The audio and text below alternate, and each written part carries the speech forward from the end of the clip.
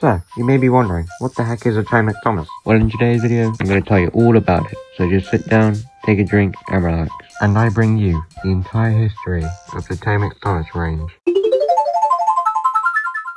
Tomix first started making Thomas models back in 1998, manufactured by Tomy in Japan, and they were made of plastic, with some metal elements like the side rods, the wheels, and the chassis. Their first item they released was a 3-pack of Thomas, Annie and Clarabelle, and they also made a starter set which I own. The starter set included Thomas, Annie, Clarabelle, an oval track, a scenery sheet, a re-railer, and a controller. And then 1 year later, in 1999, they released James with a Chosen truck and a Chosen van, Gruffy with a Chosen van, Pseudo fuel tanker and a Chosen truck. They were also planning to release a milk tanker and a tar tanker, but they were cancelled for an unknown reason. The thing that I love about Tomix is that they gave the Chosen trucks different face expressions, like the one that came with the Pseudo fuel tanker has a different truck face to the one that came with James. Not only that, but also in 1999, they also released their first accessories like Far Car Station, the water mill, the windmill, and a diorama kit. There was also another deluxe Thomas set which came with a diorama, but I unfortunately couldn't find an image of it.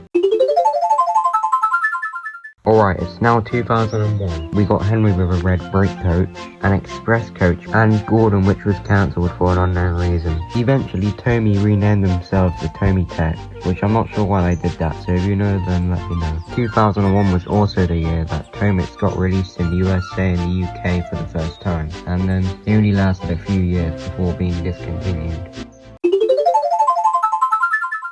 It's now 2002 and Annie and Clarabelle finally got a single release after being with Thomas for 4 years. This is also the year that Tomix started to redesign their boxes to look a bit different. They also made a starter set, which I own, that includes Thomas, a wood truck, a sand truck apparently, an oval track, scenery sheet, re-railer, and a controller. Now 3 years later, it's 2005 and we finally have a Percy with a mail coat, a mail car single release, and a Percy playset which I own. That includes Percy with changeable faces, a mail coach, oval track, re-railer, and controller. It was all fun and games until 2012 when the Tomix Thomas range was discontinued entirely. It was a sad day until 2016 when they brought the line back.